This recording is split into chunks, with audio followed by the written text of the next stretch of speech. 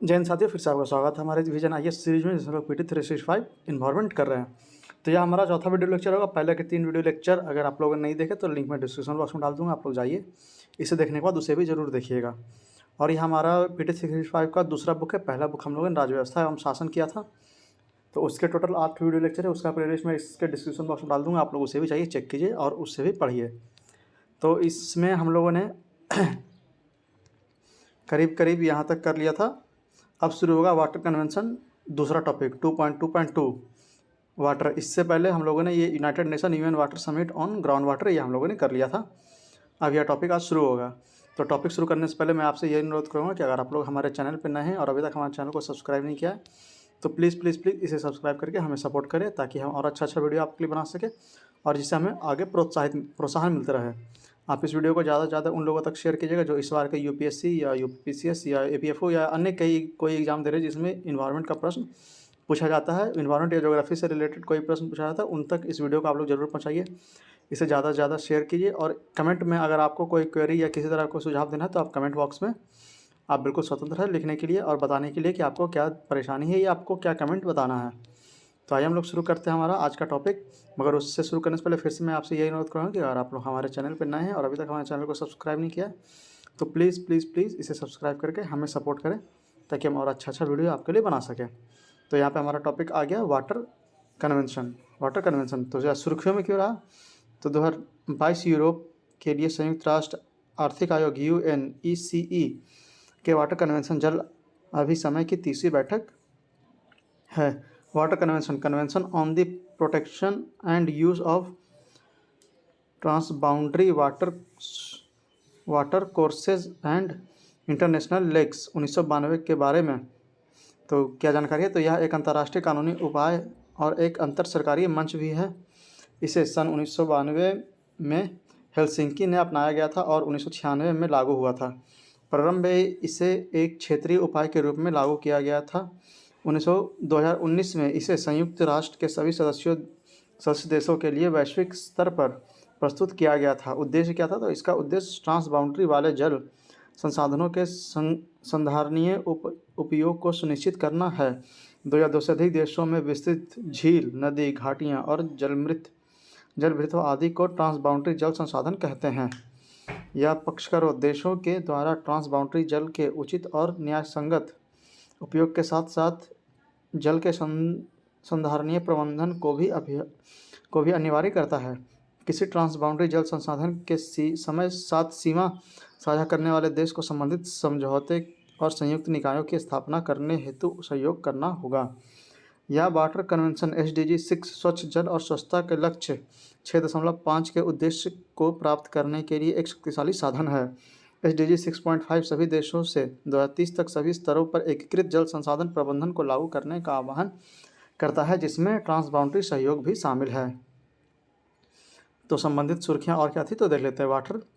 World water forum 2022 में water convention द्वारा 9वें world water forum में पहली बार ट्रांसबाउंड्री पवेलियन का आयोजन किया गया। 9वें वर्ल्ड वाटर फोरम का आयोजन सेनेगल के डकार शहर में हुआ था। वर्ल्ड वाटर फोरम जल से संबंधित विश्व का सबसे बड़ा आयोजन है। यह सन 1997 में प्रत्येक 3 वर्ष में एक बार आयोजित किया जाता है। इसका आयोजन विश्व जल परिषद, जो एक थिंक टैंक है, द्वारा एक मेजबान देश के साथ साझेदारी में किया जाता है। यह फोरम मुख्यतः अंतर्राष्ट्रीय जल समुदाय और प्रमुख निर्णय निर्माताओं को वैश्विक जल संबंधी चुनौतियों पर सहयोग करने हेतु एक मंच प्रदान करता है। फिर United nation economic commission for Europe UNECE के बारे में देखते हैं क्या है। तो उत्पत्ति इसकी स्थापना 1947 में संयुक्त राष्ट्र आर्थिक एवं सामाजिक परिषद ECOSOC द्वारा की गई थी। UNECE के प्रमुख उद्देश्य संपूर्ण यूरोपीय क्षेत्रों में आर्थिक एकीकरण को बढ़ावा देना है। इसमें यूरोपीय, उत्तरी अमेरिका और एशिया के 56 सदस्य देश शामिल हैं। हालांकि संयुक्त राष्ट्र को सभी इच्छुक सदस्य देश UNECE के कार्य में भाग ले सकते हैं, जब इसका भारत सदस्य देश नहीं है। अन्य महत्वपूर्ण जानकारी में देखते क्या है। तो यह संयुक्त राष्ट्र के 5 क्षेत्रीय आयोगों में से एक है। अन्य 4 क्षेत्रीय आयोग निम्नानुसार हैं। कौन कौन है? तो अफ्रीका के लिए आर्थिक सहयोग, ECA economic and social commission for Asia and Pacific, ESCAP Latin America और कैरेबियन के लिए आर्थिक आयोग, CECLAC पश्चिमी एशिया के लिए आर्थिक और सामाजिक आयोग, ESCWA। अगला टॉपिक था अपरंपरागत जल संसाधन, मतलब अनकन्वेंशनल वाटर रिसोर्स। यह सुर्खियों में क्यों रहा? तो अपरंपरागत जल संसाधन शीर्षक से एक पुस्तक जारी की गई। यह पुस्तक निम्नलिखित संसाधनों के विशेषज्ञों ने निम्नांकित की है: संयुक्त राष्ट्र विश्वविद्यालय का जल पर्यावरण और स्वास्थ्य संस्थान। तो याद देखते हैं, तो UNU institute for integrated management of material fluxes and resources तथा संयुक्त राष्ट्र खाद्य और कृषि संगठन। फिर गैर परंपरागत या अपरंपरागत जल संसाधन, अनकन्वेंशनल या नॉन कन्वेंशनल या अनकन्वेंशनल वाटर रिसोर्स, UWRs के बारे में देखते हैं यहाँ पे क्या दिया हुआ है। तो UWRs में आमतौर पर लवण युक्त जल, खारा जल, कृषि सिंचाई के लिए अपवाहित जल, उपचारित या अनौपचारिक अपशिष्ट जल प्रवाह आदि शामिल है। इस जल के उपयोग के लिए अधिक जटिल प्रबंधन पद्धतियों और कड़ी निगरानी प्रक्रियाओं को अपनाने की आवश्यकता होती है। इस पुस्तक में अपरंपरागत जल संसाधनों की निम्नलिखित 6 व्यापक श्रेणियों की पहचान की गई है। कौन कौन से 6 श्रेणी हैं देख लेते हैं। क्लाउड सीडिंग या वर्षा वृद्धि को कोहरा संचयन के द्वारा वायु एवं भूमि से जल का संचयन, कोहरे के संचयन और सूक्ष्म जल ग्रहण क्षेत्र में वर्षा जल संचयन को कम लागत तथा निम्न प्रभाव वाले तरीकों के रूप में चिन्हित किया गया है। अलवणीकरण मतलब डिसैलिनाइजेशन, इस पद्धति में मानव उपभोग के लिए ताज़ा जल प्राप्त करने के लिए अपशिष्ट जल से लवण या अन्य खनिजों को अलग कर दिया जाता है।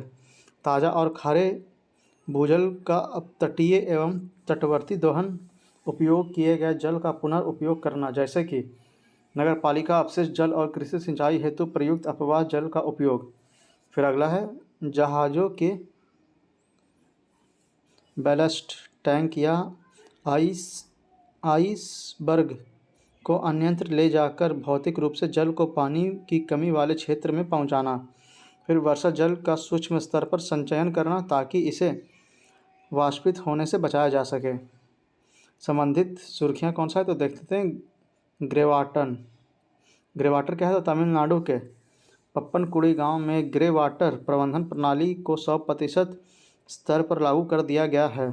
ग्रे वाटर को अपशिष्ट जल के रूप में परिभाषित किया जाता है जिसमें स्नान, स्वारन, handwash basin, washing machine, dish wash basin और किचन सिंक आदि का अपशिष्ट जल शामिल होता है। इसमें शौचालय से निष्कासित जल को शामिल नहीं किया जाता है।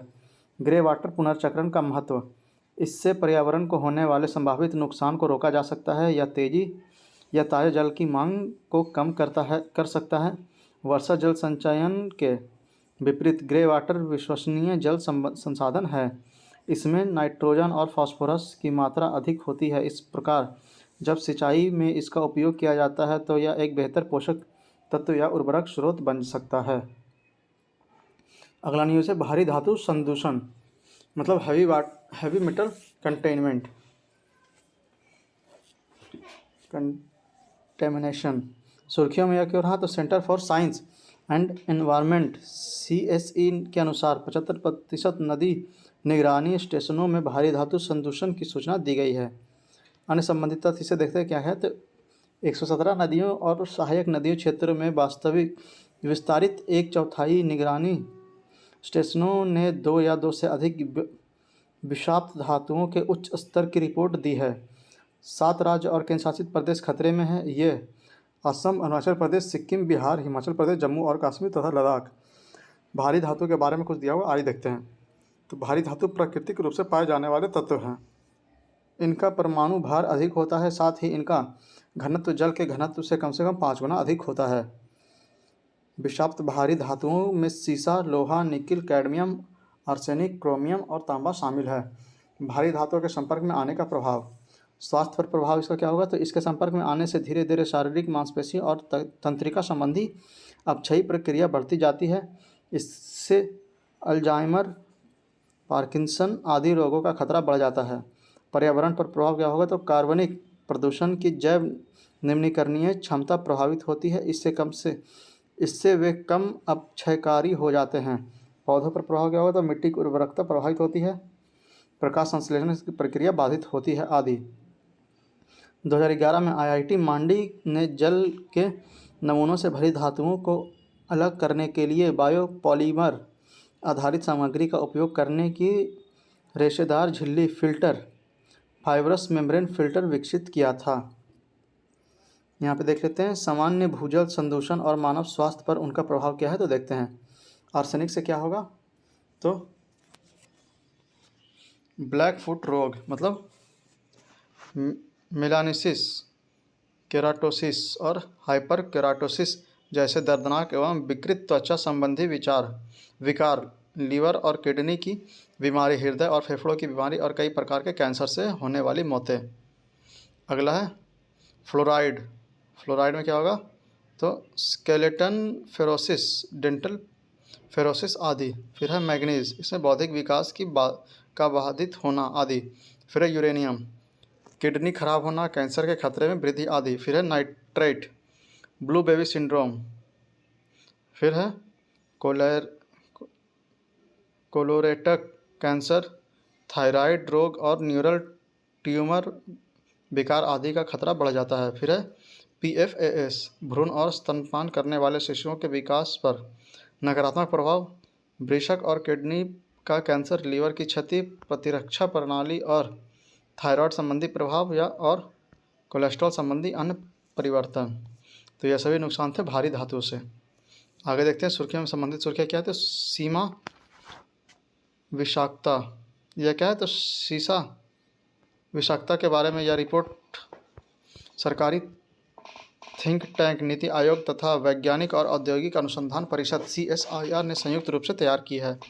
इसका निष्कर्ष क्या है, तो एक हालिया रिपोर्ट के अनुसार सीमा विषाक्तता के कारण विश्व में सर्वाधिक स्वास्थ्य और आर्थिक बोझ भारत द्वारा वहन किया जाता है। बिहार, उत्तर प्रदेश, मध्य प्रदेश, झारखंड, छत्तीसगढ़ और आंध्र प्रदेश के लोगों के रक्त में शीशे के औसत स्तर उच्चतम पाए गए हैं। शीशे के स्रोत क्या है, तो सीसा अर्थात लेड भूपर्पट्टी में प्राकृतिक रूप से पाए जाने वाले एक विषात्मक धातु है। खनन, प्रगलन और शोधन उद्योग इस धातु के प्राथमिक स्रोत हैं। घरेलू उत्पादन जैसे कॉस्मेटिक उत्पादन, आयुर्वेदिक दवाइयाँ आदि भी इसके स्रोत हैं। अवैज्ञानिक रिसाइक्लिंग के कारण प्रिंटेड सर्किट बोर्ड्स और बैटरियों में भी भारी शीशा मौजूद रहता है। मिट्टी से बनी वस्तुएं जैसे चमकदार बर्तन और चीनी मिट्टी के पात्र, जल निकाय आदि अन्य स्रोत हैं इसके। फिर शीशे का स्वास्थ्य पर प्रभाव क्या पड़ता है, तो शीशे के हल्के प्रभाव में आने से सिर दर्द, जी मिचलाना, चिड़चिड़ापन, थकान और पेट दर्द जैसे लक्षण प्रकट होते हैं। समय से पहले जन्म, प्रीमैच्योर बर्थ, जन्म के समय कम वजन और नवजात शिशुओं का धीमा विकास। शीशे के संपर्क में आने से शरीर में एनीमिया का खतरा बढ़ जाता है क्योंकि यह हीमोग्लोबिन के निर्माण को रोकता है। शीशे के अधिक प्रभाव के आने से विशेषकर बच्चों के मस्तिष्क का विकास प्रभावित होता है या IQ लेवल को भी कम करता है। अगला न्यूज़ है पर एंड पॉलीफ्लोरो अल्कलाइन सब्सटेंस PFAS। तो ये क्या है, तो हाल ही में एक अध्ययन के अनुसार दुनिया भर में कई स्थानों पर वर्षा का जल PFAS से दूषित है। PFAS के बारे में देखते क्या है, तो PFAS एक प्रकार का रसायन होता है जिसमें अंशतः या पूर्णतः फ्लोरीन युक्त कार्बन की श्रृंखला मौजूद होती है। इस श्रृंखला की लंबाई भिन्न हो सकती है। तो देखते हैं क्या है, तो कार्बन फ्लोरीन के इस मजबूत बॉन्ड के कारण यह पर्यावरण में दीर्घकाल तक बने रह सकते हैं। इसके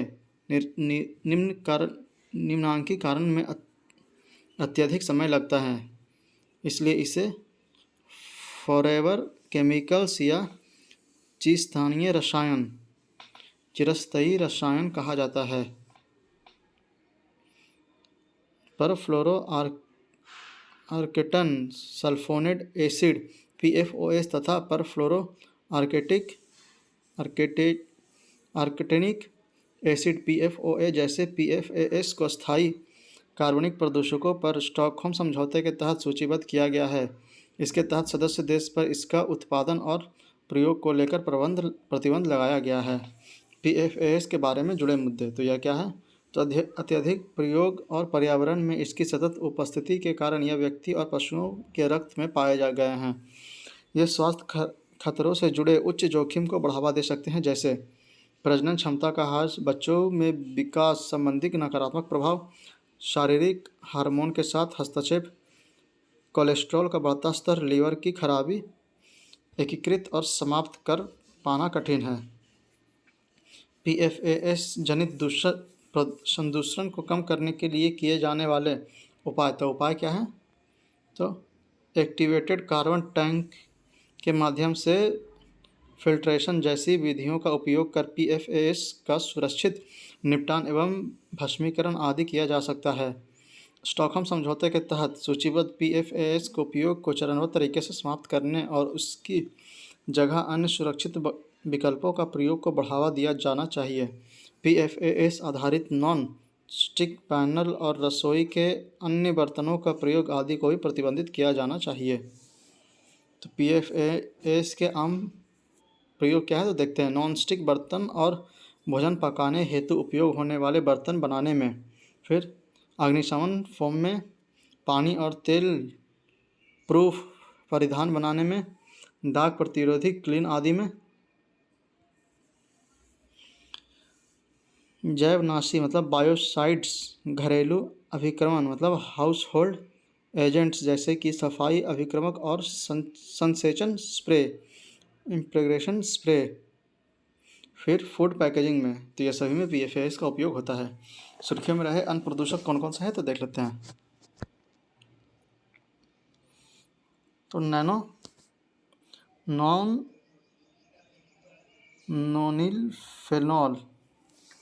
नोनिल फेनॉल यह क्या है, तो यह एक अध्ययन में संपूर्ण भारत में पेयजल में विषाक्त रासायनिक NP के उच्च स्तर की उपस्थिति का पता चलता है। नोनिफेरॉल का उपयोग आमतौर पर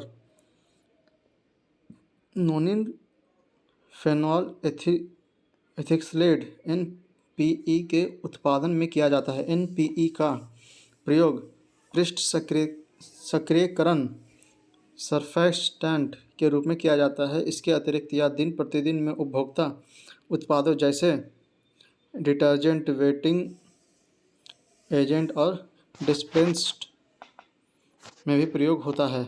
मानव पर प्रभाव, तो NP एक अंतःस्रावी विघटनकारी एंडोक्राइन डिसरप्टर है। यह जन दोष, त्वचा और आँखों में जलन आदि जैसे प्रतिकूल प्रभाव से संबंधित है। संयुक्त राष्ट्र पर्यावरण कार्यक्रम UNEP ने भी NP को chemical of a global concern के रूप में नामित किया है। हालांकि भारत में पेयजल और सतही जल में विशेष रूप से NP के लिए कोई मानक मौजूद नहीं है। अगला है इंडोसल्फेन। सुप्रीम कोर्ट ने केरल सरकार को जहरीले कीटनाशक इंडोसल्फेन के प्रयोग पीड़ित को 5 लाख रुपए का मुआवजा देने का निर्देश दिया है। इंडोसल्फेन यह एक ऑर्गेनिक क्लोरीन बायोसाइट है। इसका उपयोग न्यूरोटॉक्सिन प्रभाव पैदा करके कीटों और घुनों मिलेट्स को नियंत्रित करने के लिए किया जाता है। इसका छिड़काव कपास, काजू, फल, चाय, धान और तंबाकू आदि फसलों में किया जाता है। इसे 2011 में सुप्रीम कोर्ट द्वारा और दीर्घस्थायी कार्बनिक प्रदूषक और स्टॉकहोम अभियान के तहत प्रतिबंधित कर दिया गया था। एलाक्लोर, डाइक्लोरोवोस, ट्राइक्लोरोफॉन, फॉस्फोमिडाइन, मिथाइल पैराथीन, फेरेटेट और टाइजोफॉस पर भी दिसंबर 2020 से पूर्ण प्रतिबंध लगा दिया गया है।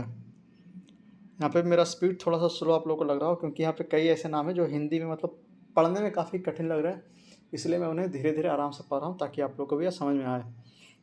तो आइए अगला देखते हैं। अगला जो न्यूज़ में था, क्लोरपाइरीफॉस या फिप्रोनाइल, एट्राजिन और पैराकट, एक गैर लाभकारी संस्था पेस्टिसाइड एक्शन नेटवर्क पैन ने एक रिपोर्ट जारी की। इस रिपोर्ट के अनुसार विभिन्न राज्यों में क्लोरोपाइरीफॉस, फिप्रोनिल, एटाजिन और पैराकाट के अधिक मात्रा में उपयोग किया जा रहा है। उपयोग की यह मात्रा भारत के कीटनाशक विनियामक केंद्रीय कीटनाशक बोर्ड और पंजीकरण समिति द्वारा की गई सिफारिशों की तुलना में बहुत अधिक है।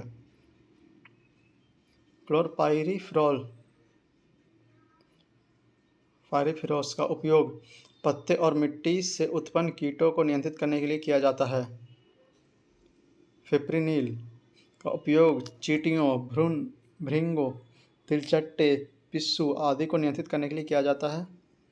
एट्राजिन वार्षिक घास, एनुअल ग्रासेस और चौड़ी पट्टी वाले खरपतवारों को उगने से पहले उन्हें चयनित रूप से नियंत्रित करता है। और पैराकट एक शाकनाशी है। इसका उपयोग मुख्य रूप से खरपतवार और घास को नियंत्रित करने के लिए किया जाता है। अगला है माइक्रोप्लास्टिक।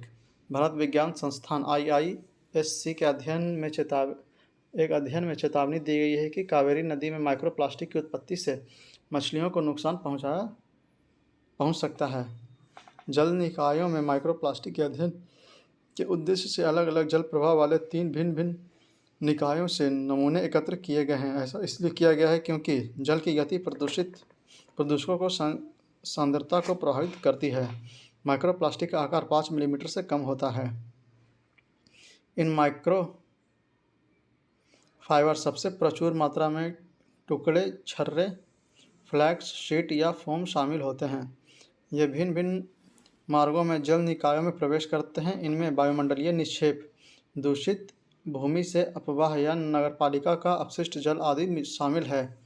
अध्ययन के प्रमुख निष्कर्ष क्या है? तो अध्ययन के लिए रमन स्पेक्ट्रोस्कोपी का उपयोग किया गया था। अध्ययन के दौरान माइक्रोप्लास्टिक्स और साइक्लोहेक्सिल कार्यात्मक समूह वाले विषात्मक रसायनों का पता लगाया गया था। ये माइक्रोप्लास्टिक्स व रसायन मछलियों में बीमारियों के लिए जिम्मेदार पाए गए हैं। साइक्लोहेक्सिल समूह वाले रसायन आमतौर पर कृषि और औषधीय उद्योग में उपयोग किए जाते हैं। शब्दावली क्या है? तो रमन स्पेक्ट्रोस्कोपी यह एक गैर ध्वंसात्मक रसायन विश्लेषण तकनीक है। यह रसायन संरचना, चरण और आणविक अंतःक्रियाओं के बारे में व्यापक जानकारी प्रदान करती है। अगला टॉपिक है नैनोप्लास्टिक। शोधकर्ताओं ने जीवों में नैनोप्लास्टिक की मात्रा का पता लगाने और उन्हें मापने के लिए एक नई धात्विक फिंगरप्रिंटिंग आधारित विधि विकसित की है। अध्ययन के लिए शोधकर्ता लेट्यूम्स सलाद पत्ता के पौधे को पर्यावरण से समानता पाए जाने वाले प्लास्टिक अपशिष्ट में से पॉलीसाइनिन PS और पॉलीविनाइल क्लोराइड PVC नैनोप्लास्टिक के संपर्क में लाए थे। प्लास्टिक अपशिष्ट के अत्यंत सूक्ष्म कण होते हैं। इनका आकार 1000 नैनोमीटर से छोटा होता है। 1 नैनोमीटर 1 मिलीमीटर के 1 अरबवें हिस्से के बराबर होता है। यह मनुष्य में कोशिका क्षति और सूजन के कारण बन सकता है। साथ ही यह समुद्री जीवों के विकास में बाधा, लार्वा विकसित और अन्य विषाक्त प्रभावों के लिए भी जिम्मेदार हो सकता है। अगला न्यूज़ था अर्थगंगा। यह सुर्खियों में क्या होता था? हाल ही में यमुना पर आज़ादी का अमृत महोत्सव कार्यक्रम में अर्थगंगा अवधारणा के तहत कई नई पहलों की शुरुआत की गई है। इन कार्यक्रमों को राष्ट्रीय स्वच्छ गंगा मिशन NMCG द्वारा आयोजित किया गया था। तो अर्थगंगा के बारे में देख लेते हैं यहाँ पे क्या क्या है। इस अवधारणा को 2019 में कानपुर में आयोजित राष्ट्रीय गंगा परिषद की बैठक के दौरान प्रधानमंत्री द्वारा प्रस्तुत किया गया था। यह अवधारणा नमामि गंगे कार्यक्रम के अंतर्गत गतिविधियों को जारी रखने के लिए आजीविका के आवास पैदा करने पर केंद्रित है। नमामि गंगे गंगा और उसकी सहायक नदियों को साफ करने के लिए सरकार की प्रमुख कार्यक्रम फ्लैगशिप प्रोग्राम है। इसका लक्ष्य क्या है? तो अर्थगंगा परियोजना का उद्देश्य गंगा बेसिन के क्षेत्रों का विकास करना है ताकि इन क्षेत्रों में सकल घरेलू उत्पादन में लगभग 3% योगदान प्राप्त हो सके। यह अनुमान लगाया गया है कि इससे 5 वर्ष में 1000 करोड़ रुपए से अधिक का आर्थिक लाभ होगा। यहाँ पर देख लेते हैं और क्या क्या है। तो संस्थागत क्षमता का निर्माण क्या है इसमें, तो बेहतर विकेंद्रीकृत जल प्रशासन के लिए स्थानीय क्षमताओं में वृद्धि करना। शून्य बजट प्राकृतिक खेती क्या हो जाएगी, तो नदी के दोनों ओर 10 किलोमीटर तक रसायन मुक्त खेती, किसानों के लिए प्रति बूंद अधिक आय का सृजन तथा गोवर्धन। फिर देखते हैं क्या है, तो सांस्कृतिक विरासत तथा पर्यटन, इससे क्या क्या लाभ होगा यहाँ पे दिखा हुआ है। तो नव पर्यटन, कम्युनिटी जेटीज, योग का प्रचार, साहसिक पर्यटन, गंगा आरती आदि जैसे पहलों के माध्यम से सांस्कृतिक विरासत तथा पर्यटन को बढ़ावा देना। या अर्थगंगा के तहत गतिविधियों व कार्य क्षेत्र, तो कौन कौन से गतिविधियाँ और कौन कौन से कार्य क्षेत्र है यह देख रहे हैं। तो मलगाद और अपशिष्ट जल का मुद्रीकरण और पुनर्उपयोग, सिंचाई और औद्योगिक कार्य में उपचारित जल को फिर से उपयोग में लाकर यूएलबी के लिए राजस्व बढ़ाना। अगला हो जाएगा जन भागीदारी, नदी से जुड़े हितधारकों के बीच तालमेल सुनिश्चित करना। फिर अगला हो जाएगा आजीविका सृजन के अवसर, घाट में हाट, स्थानीय उत्पादों, आयुर्वेद, औषधि पौधे आदि को बढ़ावा देना और गंगा प्रहरी जैसे स्वयंसेवकों की क्षमता का निर्माण करना। अर्धगंगा के तहत शुरू की गई नई पहलें, तो इसके तहत शुरू की गई नई पहलें कौन सा है, तो एक है जलज।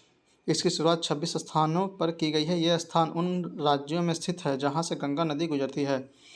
इसके तहत छोटी छोटी दुकानों या फ्लोटिंग मोबाइल केंद्रों की स्थापना की जाएगी। इसका उद्देश्य गंगा नदी के तटों के आसपास आजीविका के अवसर बढ़ाना है। अगली पहल है एनएमसीजी और सहकार भारती के बीच समझौता ज्ञापन। गंगा नदी के प्रवाह क्षेत्र वाले 5 राज्यों में 75 सहकार गंगा ग्रामों, मतलब सहकार गंगा ग्राम की पहचान करना। उद्देश्य क्या होगा, तो किसान उत्पादन संगठनों एफपीओज और सहकारी समितियों के मध्य प्राकृतिक खेती को बढ़ावा देना। साथ ही गंगा ब्रांड के तहत प्राकृतिक खेती, जैविक उत्पादों के विपणन मार्केटिंग हेतु सुविधा प्रदान करना। अगला उद्देश्य इसके क्या है, तो पर्यटन संबंधी पोर्टल आयम अवतार की शुरुआत करना। पर्यटन को सुविधाजनक बनाना, स्थानीय उत्पादों के विपणन, कृषि और हस्तशिल्प दोनों को बढ़ावा देना और गंगा के घाटों एवं एनएमजीसी द्वारा बनाए गए अन्य परिसंपत्तियों की संधारणीयता को सुनिश्चित करना। यहाँ पे देख लेते हैं संबंधित सुर्खियाँ क्या है, तो जिला गंगा समितियाँ, डिस्ट्रिक्ट गंगा कमिटीज़, डीसीजीज़। जल शक्ति मंत्रालय ने डीसीजीज़ की परफॉर्मेंस मॉनिटरिंग सिस्टम के लिए एक डिजिटल डैशबोर्ड का शुभारंभ किया है। गंगा नदी बेसिन के आसपास अवस्थित जिलों में डीसीजीज़ का गठन किया गया है। इसका उद्देश्य गंगा और उसकी सहायक नदियों में जल व कचरा प्रबंधन और प्रदूषण रोकथाम में लोगों की भागीदारी सुनिश्चित करना है। डीसीजीज़ को सौंपे गए कार्य कौन कौन सा है, तो नमामि गंगा कार्यक्रम के तहत सृजित परिसंपत्तियों का समुचित उपयोग सुनिश्चित करना, गंगा और उसकी सहायक नदियों में गिरने वाले दूषित जल अपशिष्ट की निगरानी करना और गंगा के कायाकल्प के साथ लोगों को मजबूत जुड़ाव स्थापित करना आदि।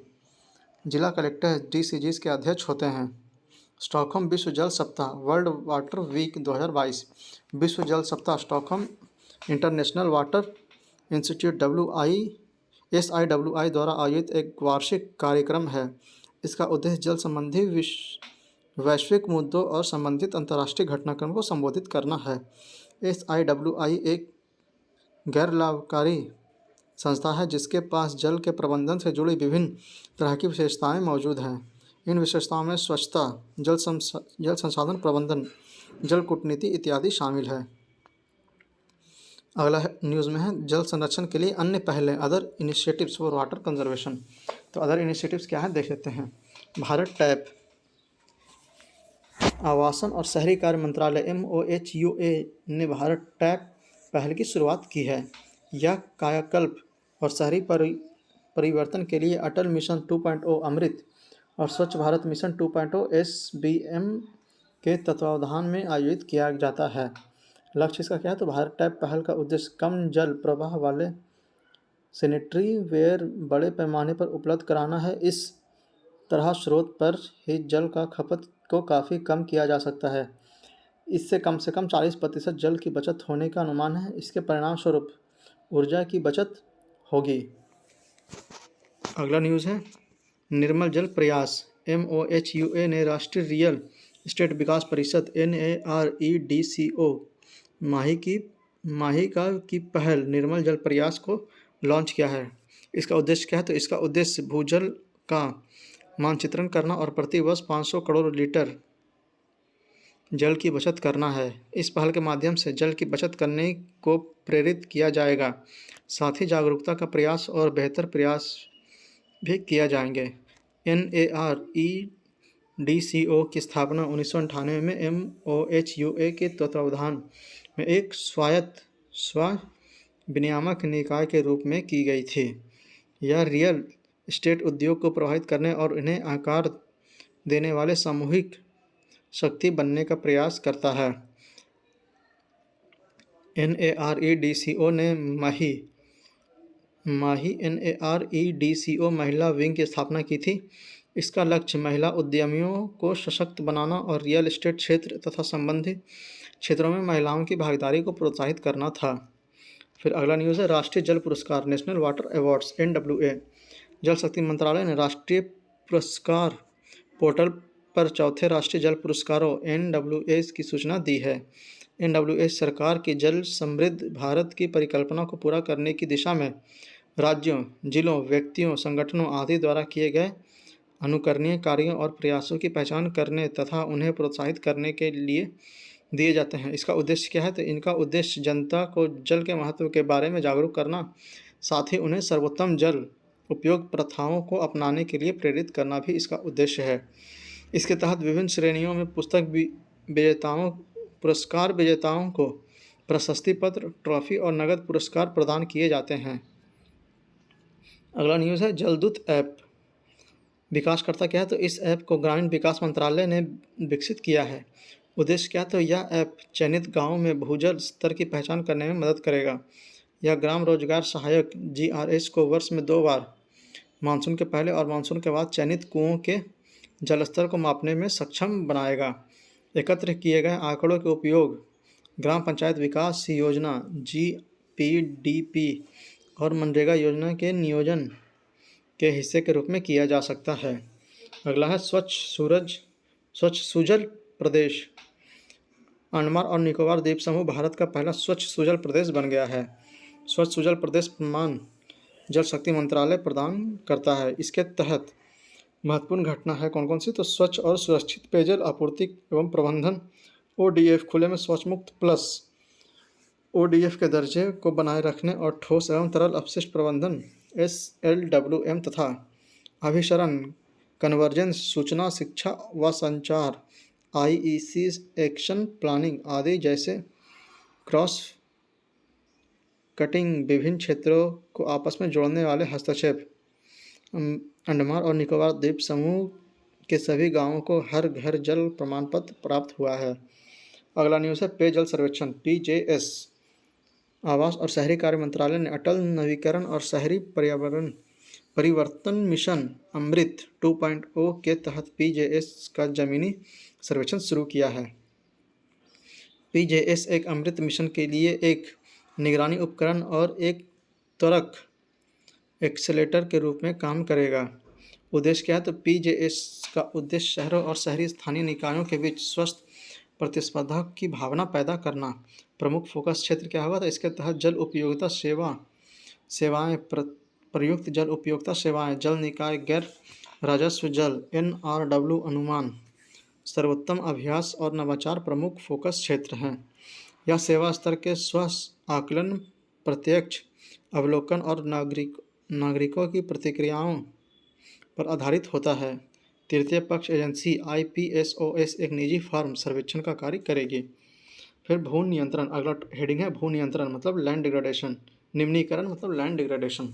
इससे पहला न्यूज़ है संयुक्त राष्ट्र मरुस्थलीकरण रोकथाम अभियान UNCCD के COP 15 सम्मेलन COP 15 of United Nation Convention to Combat Desertification UNCCD। तो इसमें देखते हैं क्या था न्यूज़ में। तो सुर्खियों में यह क्यों था? तो हाल ही में संयुक्त राष्ट्र मरुस्थलीकरण रोकथाम अभियान UNCCD के पक्षकारों के सम्मेलन COP 15 का 15वां सत्र कोटे डी आइवर में अबिजान में संपन्न हुआ। कोटे डी आइवर के अबिजान में संपन्न हुआ। UNCCD के कोप के बारे में, तो यह देखते हैं कोप के बारे में क्या दिया हुआ है। कोप वर्ष 2001 से द्विवार्षिक रूप से अपनी बैठक आयोजित करता है। कोप 15 की थीम क्या थी? तो भूमि जीवन विरासत अभाव से समृद्ध की और land life legacy from scarcity to prosperity. COP 15 सरकारों, निजी क्षेत्र व सिविल सोसाइटी के नेतृत्वकर्ताओं और दुनिया भर के अन्य प्रमुख हितधारकों के एक मंच पर लाया। यह भविष्य में भूमि के सतत प्रबंधन की प्रगति में तेजी लाने पर विचार करेगा। वर्ष 2019 में भारत ने UNCCD के कोप 14 की मेजबानी की थी। कोप 14 सम्मेलन में भारत ने वर्ष 2030 तक 26 मिलियन हेक्टेयर निम्नीकृत भूमि की पुनर्बहाली के लक्ष्य निर्धारित किया था। कोप 14 का थीम भूमि का पुनर्बहाली, भविष्य की सततता मतलब रीस्टोर लैंड सस्टेन फ्यूचर। यहाँ पे UNCCD के बारे में देख लेते हैं। संयुक्त राष्ट्र मरुस्थलीकरण रोकथाम अभिसमय, यह क्या है? तो इसकी उत्पत्ति इसे 1994 में स्थापित किया गया था। इसका मुख्यालय कहाँ है? वर्न जर्मनी में। यह पर्यावरण और विकास को संधारणीय भूमि प्रबंधन से जोड़ने वाले एकमात्र कानूनी रूप से बाध्यकारी अंतर्राष्ट्रीय समझौता है। इसका उद्देश्य क्या है? तो यह विश्व को भूगोल क्षरण और कार्बन तटस्थता की राह पर लाने के लिए समन्वित कार्रवाइयों पर ध्यान केंद्रित करता है। इसमें 197 पक्षकार शामिल हैं। इसमें 196 देश और यूरोपीय संघ शामिल हैं। इसके अन्य महत्वपूर्ण जानकारी क्या है? तो यह रियो पृथ्वी सम्मेलन के दौरान अपनाए गए 3 कन्वेंशन में से एक है। भारत में इसके लिए MOEF&CC नोडल मंत्रालय है। यह देश में इस कन्वेंशन के कार्यान्वयन की देखरेख करता है। UNCCD के तहत शुरू की गई प्रमुख पहलें, तो कौन कौन सी प्रमुख पहलें देखते हैं। भूमि निम्नीकरण तटस्थता LDN लक्ष्य निर्धारण कार्यक्रम। UNCCD इच्छुक देश भारत सहित को उसकी राष्ट्रीय स्वच्छ लक्ष्य निर्धारण प्रक्रिया में समर्थन कर रहा है। LDN कोष, इसे UNCCD की कोप 13 के दौरान आधिकारिक तौर पर लॉन्च किया गया था। इसका उद्देश्य संसाधनीय भूमि परियोजनाओं के लिए निजी पूंजी जुटाने हेतु सार्वजनिक धन से लाभ उठाना है। लैंड फॉर लाइक कार्यक्रम भूमि क्षरण, मरुस्थलीकरण और सूखे के शमन की चुनौती के समाधान पर केंद्रित है। कोप 15 के प्रमुख निष्कर्ष इस प्रकार हैं। तो कौन कौन से निष्कर्ष है देखते हैं। नई प्रतिबद्धताएं कौन कौन सी है? तो 2023 तक 1 अरब हेक्टेयर निम्नीकृत डिग्रेडेड भूमि को पुनर्स्थापन में तेजी लाई जाएगी। यह कार्य डेटा संग्रह और निगरानी में सुधार के माध्यम से किया जाएगा। 2022-24 के लिए सूखे पर एक अंतर सरकारी कार्य समूह की स्थापना की जाएगी। यह समूह सूखा प्रबंधन की प्रतिक्रियात्मक पद्धति की बजाय अग्र सक्रिय पद्धति को अपनाने में मदद करेगा। प्रारंभिक चेतावनी और जोखिम मूल्यांकन सहित योजनाओं और नीतियों को डिजाइन एवं कार्यान्वित करके रेत व धूल के तूफान तथा अन्य बढ़ते आपदा जोखिमों का समाधान किया जाएगा। रियो सम्मेलन के 3 सत्रों यथा जैव विविधता अभिसमय, UNCCD और जलवायु परिवर्तन पर संयुक्त राष्ट्र फ्रेमवर्क कन्वेंशन के बीच अधिक से अधिक समन्वय सुनिश्चित किया जाएगा।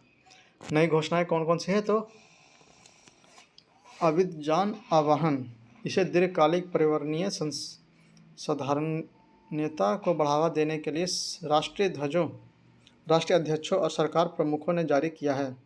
भूमि के सफलतापूर्वक पुनर्स्थापन के लिए लैंगिक समानता प्राप्त करने पर अभियान घोषणा जारी की गई है।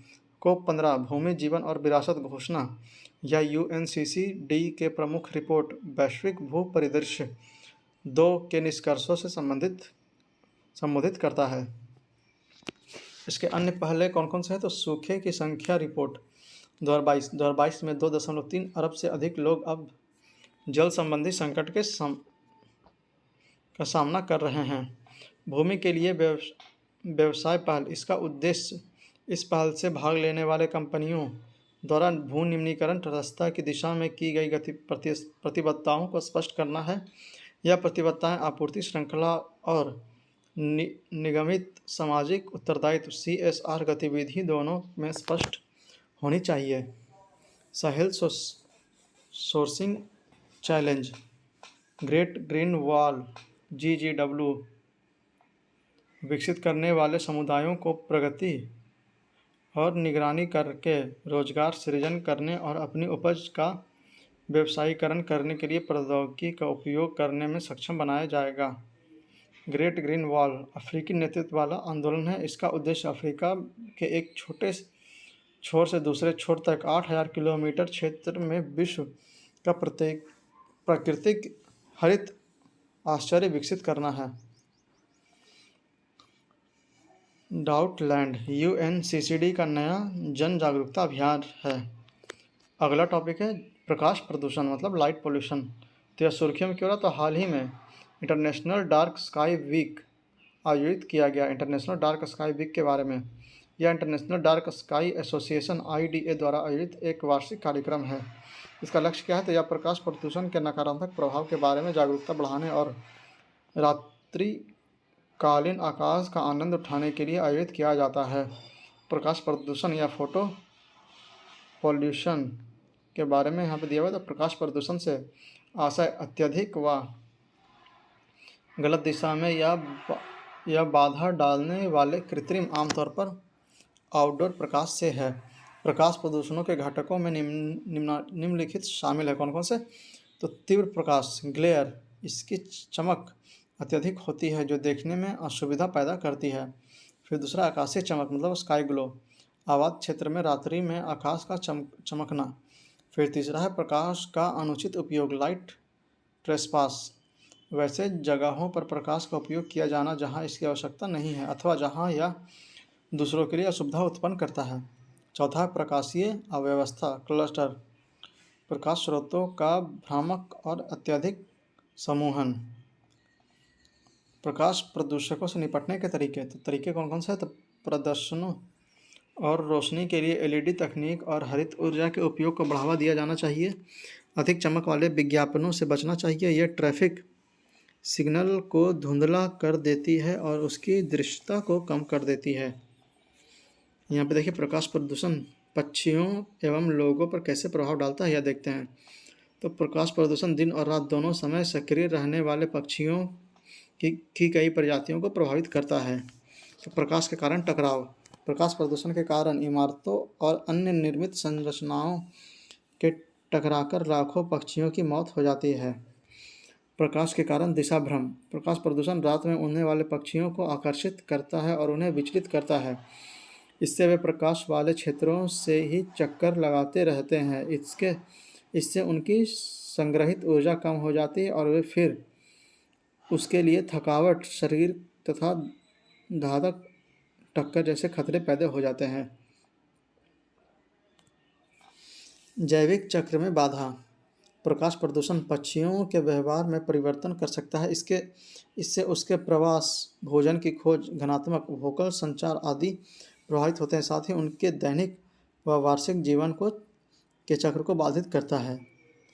अगला है पारिस्थितिकी तंत्र में बाधक, प्रकाश प्रदूषण न केवल पक्षियों बल्कि अन्य जानवरों और पौधों को भी प्रभावित करता है।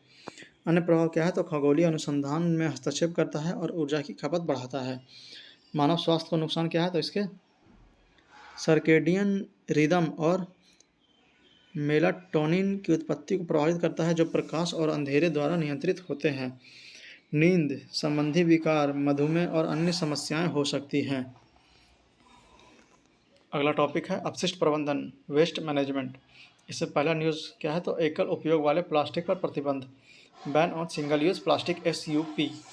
सुर्खियों में क्यों रहा? तो एकल उपयोग वाले प्लास्टिक SUP से निर्मित अन्य वस्तुओं को 1 जुलाई 2022 से पूरी भारत में प्रतिबंधित कर दिया गया। इस वस्तु की पहचान MOEF&CC द्वारा की गई है। SUP पर प्रतिबंध से संबंधित अन्य तथ्य कौन कौन से हैं? तो देख लेते हैं। MOEF&CC के कुछ समय पहले प्लास्टिक कचरा प्रबंधन, प्लास्टिक वेस्ट मैनेजमेंट PWM संशोधन नियम 2021 को अधिसूचित किया था। इसके तहत उनका निर्माण, आयात, स्टॉकिंग, वितरण, बिक्री और उपयोग प्रतिबंधित है। कंपोस्टेबल प्लास्टिक उपयोग पर प्रतिबंध लागू नहीं है। इस प्रतिबंध का उल्लंघन करने वाले को पर्यावरण संरक्षण अधिनियम 1986 के तहत दंडित किया जा सकता है। इसके तहत 5 लाख तक की कैद या 1 लाख रुपए तक के जुर्माना या दोनों हो सकता है। तो प्लास्टिक अपशिष्ट प्रबंधन PWM संशोधन नियम 2021 के अंतर्गत प्रतिबंधित सिंगल यूज प्लास्टिक SUP वस्तुएं कौन कौन सी है? तो प्लास्टिक स्टिक वाले ईयरबड्स, गुब्बारे के लिए प्लास्टिक स्टिक, प्लास्टिक के झंडे, कैंडी स्टिक, आइसक्रीम स्टिक आदि। फिर कटलरी वस्तुएं जैसे प्लेट, कप, ग्लास, कटलरी वस्तुएं जैसे कि फोर्क, चम्मच, चाकू, स्ट्रॉ, ट्रे, पैकिंग या रैपिंग फिल्म, मिठाई के डब्बे, निमंत्रण पत्र और सिगरेट के पैकेट पर लगने जाने वाला रैपिंग या पैकिंग। अन्य वस्तुओं में 100 माइक्रोन से कम मोटाई वाले प्लास्टिक या PVC के बैनर, स्टीरर, पॉलीस्टीरीन, थर्मोकोल की सजावटी सामग्री। प्लास्टिक कचरा प्रबंधन संशोधन नियम 2021 के अन्य महत्वपूर्ण प्रावधान कौन कौन से हैं? तो आइए देखते हैं। तो इसका उद्देश्य 2022 तक अपशिष्ट तथा अप्रबंधित प्लास्टिक के कारण होने वाले प्रदूषकों पर अंकुश लगाना है।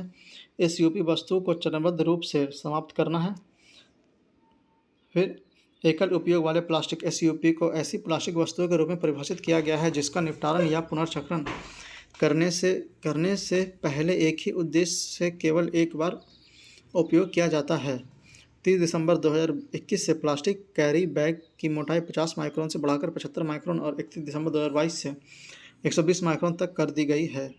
गुटखा, तंबाकू और पान मसाला के भंडारण, पैकिंग या बिक्री के लिए प्लास्टिक सामग्री का उपयोग करने वाले पाउच का उपयोग पर पूर्ण प्रतिबंध लगा दिया गया है।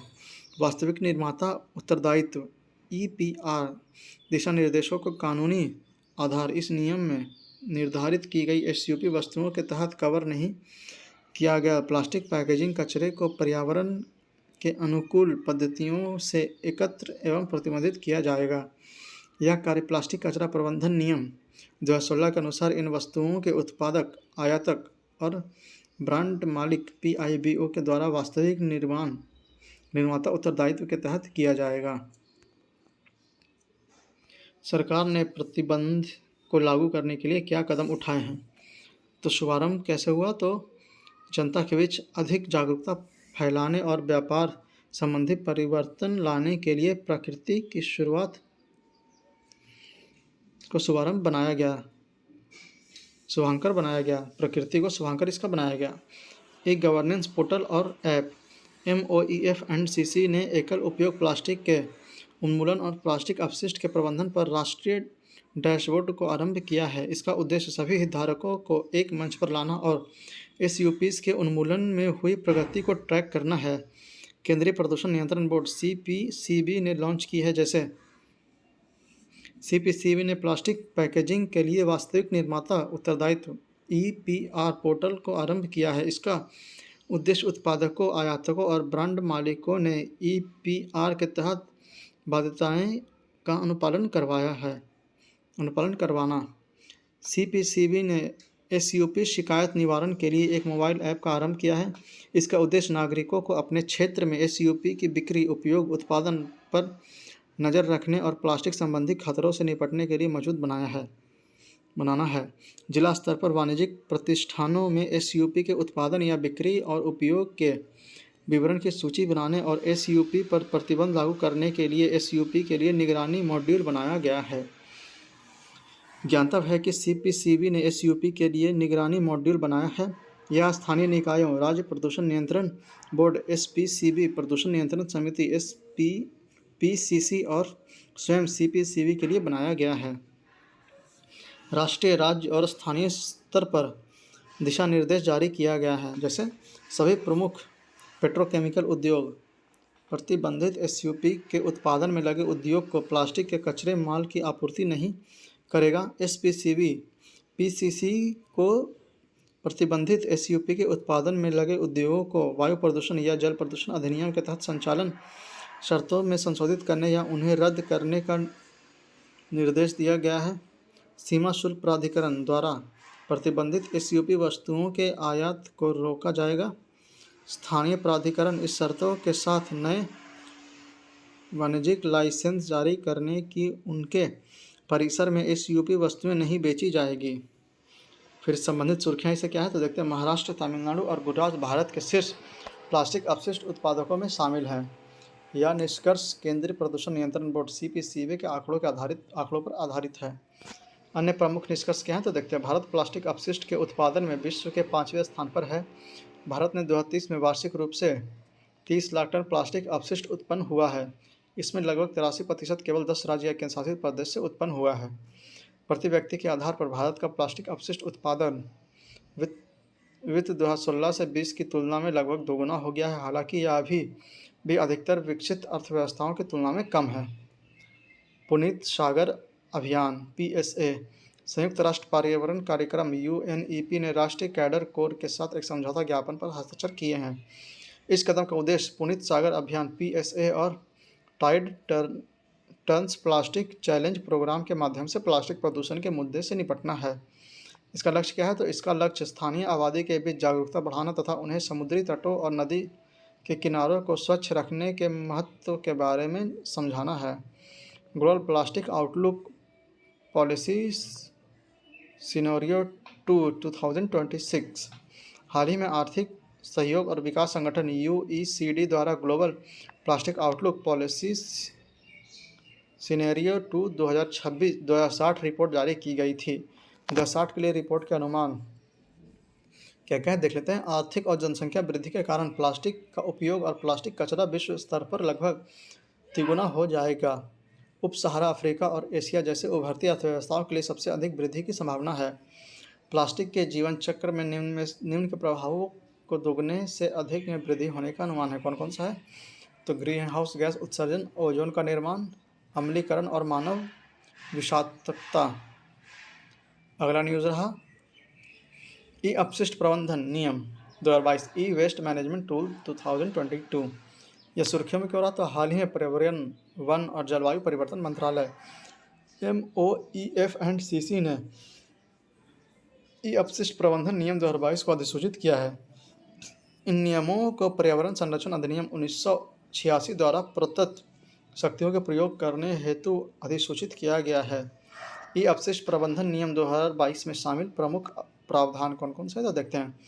परिभाषा क्या है इसकी तो ई अपशिष्ट के अंतर्गत ऐसे विद्युत और इलेक्ट्रॉनिक उपकरण या उनके कुछ हिस्से शामिल होते हैं जिन्हें अपशिष्ट के रूप में छोड़ दिए गए हैं हो। साथ ही इनमें ऐसे उपकरण या उनके हिस्से भी शामिल होते हैं जिन्हें विनिर्माण, नवीकरण और मरम्मत प्रक्रियाओं के दौरान अस्वीकृत कर दिया गया है। ये नियम किन पर लागू होते हैं तो ये नियम कुछ अपवादों के साथ ई अपशिष्ट के प्रसंस्करण में शामिल प्रत्येक निर्माताओं, उत्पादकताओं, मरम्मत, विघटन एवं पुनर्चक्रण करने वाले पर लागू होता है। अनिवार्य पंजीकरण मतलब रजिस्ट्रेशन। ई उत्पादन के विनिर्माताओं, उत्पादकताओं, मरम्मत या पुनर्चक्रण करने वाले को अनिवार्य रूप से केंद्रीय प्रदूषण नियंत्रण बोर्ड CPCB के साथ पंजीकरण करना होगा। विस्तारित उत्पादन उत्तरदायित्व प्रमाण पत्र। इन नियमों का उद्देश्य वास्तविक उत्पादक उत्तरदायित्व EPR प्रमाण पत्र देकर पंजीकृत इलेक्ट्रॉनिक अपशिष्ट पुनर्चक्रण करने वाले को प्रोत्साहित करना है। यह ध्यान देने योग्य है कि EPR प्रमाण पत्र संबंधी प्रावधानों को ई अपशिष्ट प्रबंधन नियम 2016 में शामिल नहीं किया गया था। निगरानी कौन करेगी तो खतरनाक पदार्थों के उपयोग एवं प्रावधानों के अनुसार कमी की गई है। इसके अनुपालन की निगरानी और सत्यापन के लिए CPCB बाजार में उपलब्ध बिजली और इलेक्ट्रॉनिक उपकरणों की रैंडम जांच कर सकता है। पर्यावरणीय क्षतिपूर्ति क्या है तो दायित्वों को पूरा न करने की स्थिति में CPCB उत्पादकता से परिवर्तनीय क्षतिपूर्ति की मांग करेगा और इसके संग्रह के लिए दिशा निर्देश भी निर्धारित करेगा। जगह देखते हैं ई अपशिष्ट प्रबंधन नियम 2016 के अंतर्गत शामिल नहीं किए गए हैं घटक कौन कौन से तो यहाँ पे घटक दिए हुए हैं और इन्हें निम्नलिखित के अंतर्गत शामिल किया गया है। तो बैटरी अपशिष्ट हो जाएगा बैटरी अपशिष्ट प्रबंधन नियम 2022, पैकेजिंग प्लास्टिक पैकेजिंग अपशिष्ट प्रबंधन नियम 2016, सूक्ष्म उद्यम MSME विकास अधिनियम 2006 और रेडियो सक्रिय अपशिष्ट परमाणु ऊर्जा अधिनियम 1962। ये अपशिष्ट प्रबंधन से जुड़े विनियम, तो इससे जुड़े विनियम कौन कौन से हैं? तो 1989 से पूर्व इस अवधि से पहले ई अपशिष्ट के प्रबंधन हेतु कोई भी नियम, कानून, नीति या विनियमन मौजूद नहीं था। 1989 से 2003 इस अवधि के दौरान ई अपशिष्ट के अप्रत्यक्ष रूप से खतरनाक अपशिष्ट प्रबंधन और हैंडलिंग HWM नियमों 1989, 2000 और 2003 के दायरे के अधीन लाया गया। खतरनाक सामग्री वाले ई अपशिष्ट को HWM नियमों की अनुसूची के 1 के अधीन शामिल किया गया। फिर 2008 में पर्यावरण के अनुकूल ई अपशिष्ट के प्रबंधन हेतु अप्रैल 2008 में केंद्रीय प्रदूषण नियंत्रण बोर्ड CPCB द्वारा सभी राज्य प्रदूषक नियंत्रण बोर्ड CPCs को दिशा निर्देश जारी किया गया था। फिर 2011 में वर्ष 2011 में ई अपशिष्ट प्रबंधन और हैंडलिंग नियमों को लागू किया गया। साथ ही वास्तविक उत्पादक उत्तरदायित्व EPR की अवधारणा को भी लागू किया गया। 2016 में इस वर्ष ई अपशिष्ट प्रबंधन नियमों को लागू किया गया। उत्पादक उत्तरदायित्व संगठन PRO की अवधारणा को लागू किया गया। EPR के तहत बाय बैक, डिपॉजिट रिफंड और एक्सचेंज स्कीम इत्यादि भी शुरू किया गया। 2018 में मार्च 2018 में ई अपशिष्ट प्रबंधन नियम 2016 में संशोधन किया गया। आगे इसका उत्तरदायित्व क्या है यह देखते हैं।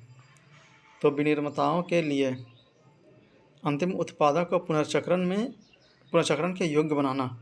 अंतिम उत्पाद को अलग अलग विनिर्माताओं द्वारा बनाए गए घटक कलपुर्जे एक दूसरे के साथ संगत होने चाहिए। उत्पादनकर्ताओं के लिए क्या है? तो वास्तविक उत्पादन उत्तरदायित्व लक्ष्यों को प्राप्त करने पर लागू करना। वर्ष 2023 तक उत्पादनकर्ताओं द्वारा अपने इलेक्ट्रॉनिक अपशिष्ट का कम से कम 60% एकत्रित एवं पुनर्चक्रित किया जाना आवश्यक है। वर्ष 2024 और 2025 में इसे बढ़ाकर क्रमशः 70% और 80% तक करना है। ये नियम 1 अप्रैल 2023 से लागू होंगे। जागरूकता पैदा करना पुनर्चक्रण करने वाले के लिए, तो यह सुनिश्चित करना कि पुनर्चक्रण की प्रक्रिया एवं सुविधाएं विनियामक मानकों के अनुरूप हैं। एकत्र किए गए ई अपशिष्ट की रिकॉर्ड करना। राज्य सरकार के लिए, तो राज्य सरकार के लिए क्या है? तो मौजूदा और आगामी औद्योगिक पार्कों, औद्योगिक संकुलों आदि में ई अपशिष्ट के विघटन करने और पुनर्चक्रण के लिए स्थान निर्धारित करना। ई अपशिष्ट एक विघटन और पुनर्चक्रण करने वाले इकाइयों में कार्य करने वाले श्रमिकों के स्वास्थ्य और सुरक्षा सुनिश्चित करने के लिए उपाय करना तथा उनके औद्योगिक कौशल विकास संबंधी गतिविधियों की शुरुआत करना है। भारत में ई अपशिष्ट उत्पादन की स्थिति क्या है? तो यह देखते हैं। चीन और संयुक्त राज्य अमेरिका के बाद भारत विश्व का तीसरा सबसे बड़ा इलेक्ट्रॉनिक अपशिष्ट उत्पादक देश है। भारत लगभग 4 MMT मतलब मिलियन मीट्रिक टन ई अपशिष्ट का उत्पादन करता है। वर्ष 2050 तक इसे 40 गुना तक बढ़ाने की आशंका है। वार्षिक ई अपशिष्ट उत्पादन में लगभग 70% हिस्सेदारी कंप्यूटर उपकरणों की है। इसके बाद दूरसंचार क्षेत्र, चिकित्सा क्षेत्र के उपकरणों और विद्युत उपकरणों के स्थान आता है। भारत में उत्पन्न इलेक्ट्रॉनिक अपशिष्ट का केवल 1.5% संस्थागत प्रक्रियाओं के माध्यम से पुनर्चक्रित किया जाता है। उत्तर प्रदेश, उत्तराखंड, तमिलनाडु और हरियाणा जैसे राज्यों के पास ई अपशिष्ट का विघटन और उसका पुनर्चक्रण करने की अत्यधिक क्षमता विद्यमान है। यहाँ पर शब्दावली को जाने तो कौन सा शब्दावली देख लेते हैं। तो विस्तारित उत्पादक उत्तरदायित्व EPR, इसका आशय पुनर्चक्रण लक्ष्यों को पूरा करने संबंधी उत्तरदायित्व से है। इसके तहत इलेक्ट्रॉनिक या इलेक्ट्रॉनिक उपकरणों के उत्पादनकर्ता द्वारा ई अपशिष्ट का पुनर्चक्रण किया जाता है। यह कार्य पर्यावरण के अनुकूल होता है। तो आज का वीडियो हम यहीं पे समाप्त करते हैं। अगला होगा अंतर्राष्ट्रीय अभिसमय और संधियाँ, इंटरनेशनल कन्वेंशन एंड ट्रीटीज, जिसमें पहला होगा स्टॉकहोम कन्वेंशन। तो आज से इस वीडियो को यहीं पे समाप्त करते हैं, आज से वीडियो लेक्चर को। मिलते हैं आपसे अगले वीडियो लेक्चर में। तब तक के लिए आप बने रहिए हमारे साथ और आप कमेंट बॉक्स में ज़रूर बताइएगा कि यह वीडियो आपको कैसा लगा। और अभी तक अगर आप लोग हमारे चैनल पर नए हैं और अभी तक हमारे चैनल को सब्सक्राइब नहीं किया तो प्लीज़ इसे सब्सक्राइब करके आप हमें सपोर्ट करें, क्योंकि आपका सपोर्ट हमारे लिए बहुत ज़रूरी है, ताकि हम और अच्छे से वीडियो आपके लिए बना सकें। और इसे ज़्यादा से ज़्यादा शेयर कीजिए और लाइक करके कमेंट करके हमें सब सपोर्ट कीजिए। तो मिलते हैं आपसे अगले वीडियो लेक्चर में। तब तक के लिए जय हिंद, जय भारत।